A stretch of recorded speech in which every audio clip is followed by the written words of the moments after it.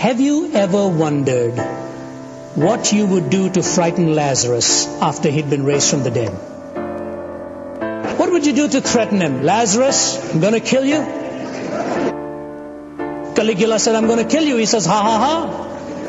And he says, stop ha-ha-haing, I'm going to kill you as I'm killing all the Christians. He doubles over in uncontrollable laughter, comes up for air and says, Caligula, haven't you heard? Death is dead. Death is dead.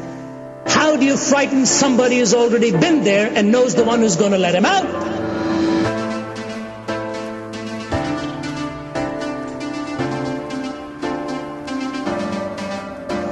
But just think of stepping on shore and finding it heaven. Of touching a hand and finding it God's hand, of breathing new air and finding it celestial,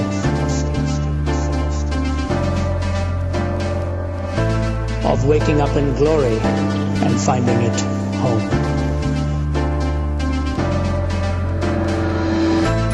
Ladies and gentlemen, your hope and mine in Christ is that one day we will be with God. One day we will be with Him.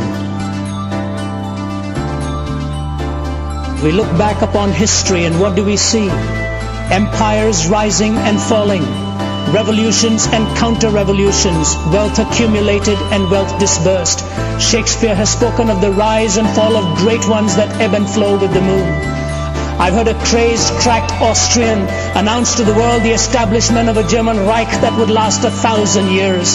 I've seen an Italian clown saying he was going to stop and restart the calendar with his own ascension to power.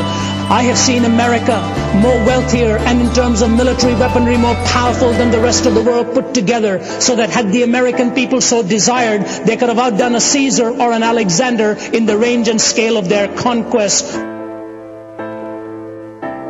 Hitler and Mussolini dead, remembered only in infamy.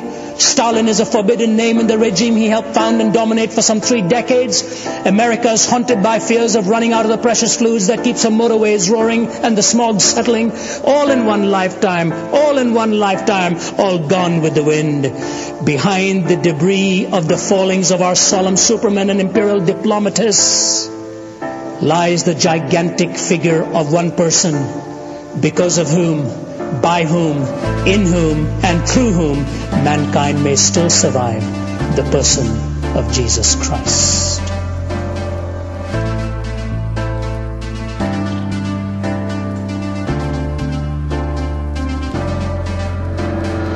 Isaiah calls him Wonderful Counselor. Peter looks at him and says, you are the Christ, the Son of the living God. The Apostle Paul, Saul at that time in Acts chapter 9 says, what shall you have me to do, Lord? Thomas raised his hand and touched his side and said, Thee, my Lord and my God, ho kuriosmu, ho theosmu, the Lord of me, the God of me. When Pilate looked at him and said, Art thou the Christ? He says, you have said it. When the priest looked at him and said, Are you the Son of God? He says, you're right in stating that I am the Son of God. And in John chapter 14 he says, In my Father's house are many mansions. If it were not so, I would have told you. I go to prepare a place for you, that where I am you may be also. Lord, where are you going? If we don't know where you're going, how can we find the way? I am the way, I am the truth, I am the life. No man comes unto the Father except through me. Show us the Father, Lord. If you've seen me, you've seen the Father. Philip, have you been with me so long and you don't know that when you've seen me, you've seen the Father? I and my Father are one. And he who believes in me, greater things than these shall he do.